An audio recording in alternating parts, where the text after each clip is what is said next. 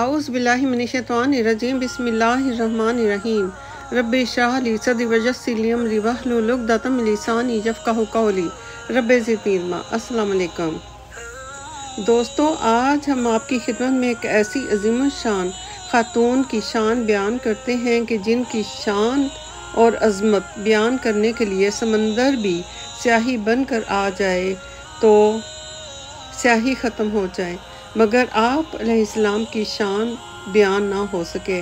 ऐसी अज़ीमुश्शान ख़ातून के जिन्हें जनाब हसन और हुसैन अलैहिस्सलाम और ज़ैनब अलैहिस्सलाम ने अम्मी जान कह कर पुकारा।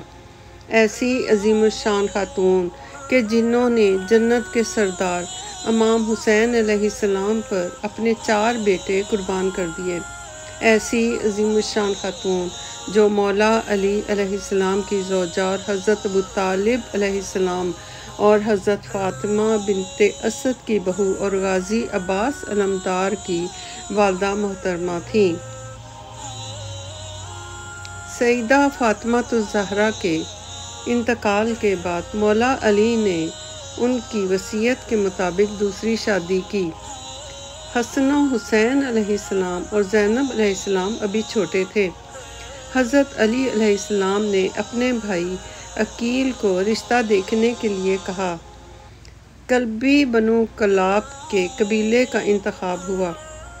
सैयदना अली अलैहिस्सलाम की ख्वाहिश थी कि कोई ऐसी खातून हो को जो शजाअत, सखावत और इसार की खसूसियात से माला माल हो। बनु कलाब की खातून फ़ातिमा बिनते हज़म के घर रिश्ता भेजा तो सरदार हज़म अपनी बीवी के पास गए और पूछा कि बेटी फ़ातिमा के लिए सैयदना अली अलैहिस्सलाम का रिश्ता आया है, और अपनी बीवी से पूछने लगे कि क्या आपने अपनी बेटी की ऐसी तरबियत की है कि जो नबी सल्लल्लाहु अलैहि वसल्लम के घराने में ब्याही जा सके, और क्या हमारी बेटी इस अज़ीमुश्शान ख़ानदान के काबिल है। गर्ज ये कि रिश्ता कबूल हुआ और फ़ातिमा बिनते हज़म यानी सैयदा उम्मुल बनीन सैयदना अली अलैहिस्सलाम के घर ब्याह कर चली जाती हैं और हसन और हुसैन अलैहिस्सलाम और ज़ैनब अलैहिस्सलाम को गले लगा लेती हैं और कहती हैं कि मैं इस घर में इन बच्चों की माँ बनकर नहीं आई, बल्कि कनीज़ बनकर आई हूँ। मेरा ये मकाम नहीं है कि इन बच्चों की माँ की जगह ले सकूं। इसके बाद हज़रत उम्मुल बनीन ने कभी हसन और हुसैन अलैहिस्सलाम को बेटा ना कहा, बल्कि हमेशा आका कहकर पुकारा। हज़रत उम्मुल बनीन के 4 बेटे हुए। यही वजह है कि आप अलैहिस्सलाम का नाम उम्मुल बनीन पड़ा। उस ज़माने में जिस औरत के 3 बेटे हो जाते थे तो उसे उम्मुल बनीन के नाम से पुकारा जाता था। यही वजह है कि आप अलैहिस्सलाम का नाम भी उम्मुल बनीन पड़ गया, यानी कि बेटों की माँ। हज़रत उम्मुल बनीन ने जिस तरह ता ज़िंदगी हज़रत अली अलैहिस्सलाम, हसन और हुसैन अलैहिस्सलाम और ज़ैनब अलैहिस्सलाम को अपने आका का दर्जा दिया, उसी तरह अपने बेटों को भी यही सिखाया कि हसन और हुसैन अलैहिस्सलाम और ज़ैनब अलैहिस्सलाम को अपने आका का दर्जा देना है, इनकी बराबरी नहीं करनी, और वो जो हुक्म दें बजा लाना है, बहस नहीं करनी। ये अहले बैत हैं और हम इनके नौकर हैं। 4 बेटों में गाज़ी अब्बास अलमदार अलैहिस्सलाम, अब्दुल्ला अलैहिस्सलाम, जाफ़र अलैहिस्सलाम और उस्मान इब्ने अली अलैहिस्सलाम थे। हज़रत गाज़ी अब्बास अलमदार लश्कर हुसैन के सिपा सालार भी थे। शुजाअत में आप अलैहिस्सलाम का एक ख़ास मकाम था। दोनों हाथों से तलवार चलाने का फ़न भी आप अलैहिस्सलाम को हासिल था। जंगे सफ़ीन में हज़रत अली अलैहिस्सलाम ने आप अलैहिस्सलाम को भेजा तो मोहम्मद बिन हनफिया कहने लगे कि मौला आप सिर्फ़ अब्बास अलैहिस्सलाम को क्यों आगे भेजते हैं। तो गाज़ी अब्बास अलमदार अलैहिस्सलाम ने जवाब दिया, حسن و حسین علیہ السلام میرے بابا کی آنکھیں ہیں اور میں اپنے بابا علی علیہ السلام کا بازو ہوں، اور بازو ہمیشہ آنکھوں کی حفاظت کرتے ہیں، جبکہ غازی عباس علمدار علیہ السلام امام حسن و حسین علیہ السلام سے عمر میں بھی چھوٹے تھے۔ یوں بی بی ام البنین کی محبت اور تربیت ہر مقام پر جھلکتی ہے۔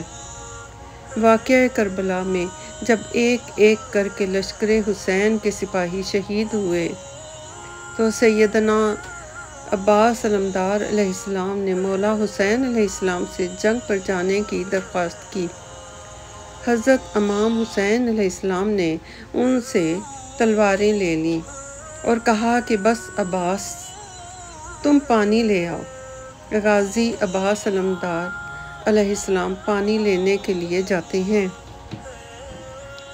اور یزیدی لشکر آپ علیہ السلام پر حملہ کر دیتا ہے۔ آپ علیہ السلام کے دونوں بازو کاٹ دیے جاتے ہیں۔ وہ بازو جو ہمیشہ مولا حسین علیہ السلام کی حفاظت کیا کرتے تھے کٹ جاتے ہیں۔ گھٹنے پر تیر لگتا ہے، پورا جسم تیروں سے چھلنی ہو جاتا ہے۔ مشکیزہ جو پانی سے بھرا ہوا تھا پر تیر لگنے سے تمام پانی بھی بہہ جاتا ہے۔ مولا حسین علیہ السلام گھٹنے سے تیر نکالنے کے لیے غازی عباس علمدار کے سامنے جھکتے ہیں۔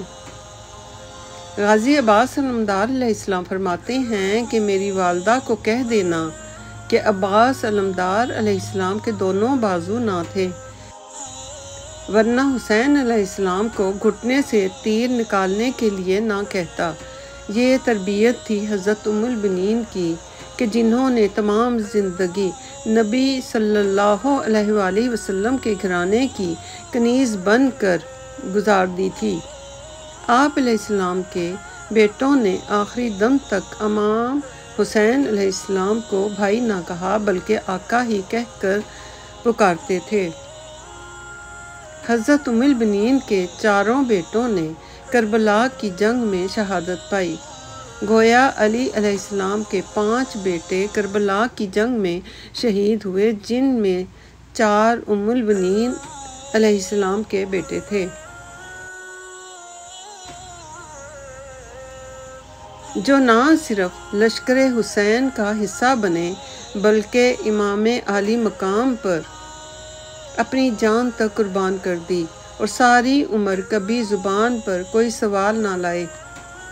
واقعہ کربلا کے بعد جب قاصد خبر لے کر مدینہ منورہ پہنچا تو سیدہ ام البنین سلام اللہ علیہ کو جب بیٹوں کی شہادت کی خبر سنائی گئی کہ عباس شہید ہو گیا، جعفر شہید ہو گیا، عثمان شہید ہو گیا، عبداللہ شہید ہو گیا، تو پریشان ہو کر بولیں کہ سب کو چھوڑو، مجھے میرے حسین علیہ السلام کی خبر دو۔ تو بتایا گیا کہ حسین علیہ السلام بھی شہید ہو گئے، تو کہنے لگیں کہ میرے بیٹے حسین علیہ السلام سے پہلے شہید ہوئے یا بعد میں؟ بتایا گیا کہ آپ کے بیٹے پہلے شہید ہوئے، وہ مولا حسین علیہ السلام کی حفاظت کے لیے خوب لڑے۔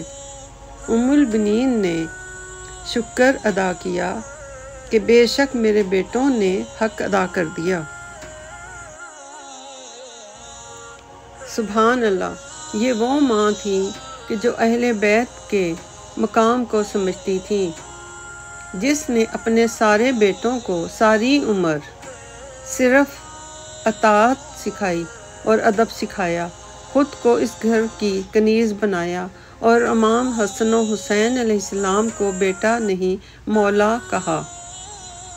خدا ہم سب کو اہل بیت کے مقام کو سمجھنے اور ان کا ادب و اطاعت کی توفیق عطا فرمائے۔ لاکھوں درود و سلام اہل بیت علیہ السلام پر، ام البنین علیہ السلام پر اور کربلا کے تمام شہداء پر۔ اللہ اکبر۔ ربنا آتنا فی الدنیا حسنۃ وفی الآخرۃ حسنۃ وقنا عذاب النار۔